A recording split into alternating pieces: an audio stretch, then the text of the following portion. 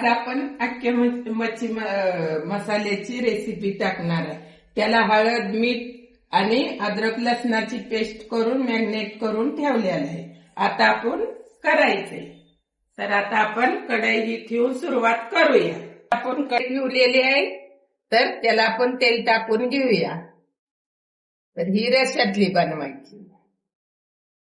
अद्रक लसणाची पेस्ट टाकून घ्यायची।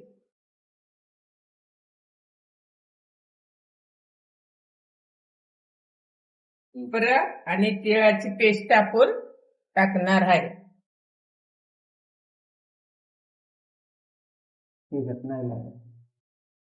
पण त्याला आता टाकलेलं आहे। खोबरं तीळ त्याची पेस्ट करून टाकायची आणि मॅरिनेट केलेल्या मच्छीचा मसाला वास येत नाही म्हणून ती लावून घ्यायचं। हळद, मीठ आणि अद्रक लसणाची पेस्ट। आता हळद थोडी टाकून घ्यायची। घरगुती तिखट टाकून घ्यायचं। आपल्याला जेवढं तिखट पाहिजे त्या अंदाजानं। आम्हाला थोडं जास्तच लागतं म्हणून आम्ही 2-2.5 चमचे टाकलेले आहे। तर आपली टाकून घेतलेली आहे या मसाल्यात। तर आता ही आपलं मटण मसाला थोडा टाकून घ्यायचा।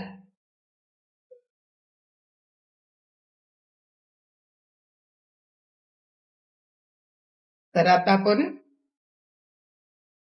पाणी टाकायचं थोडस।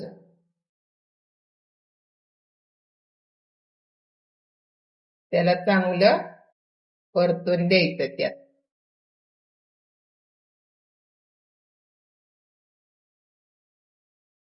2 मिनिटं बारीक गॅसवर जरा शिजून देऊया ही मसाला।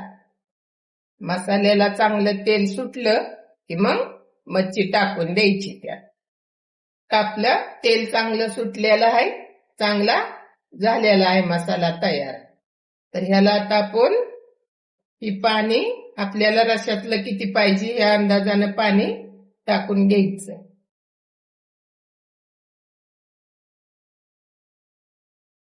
तर आता ही आपला रस्सा तयार आहे।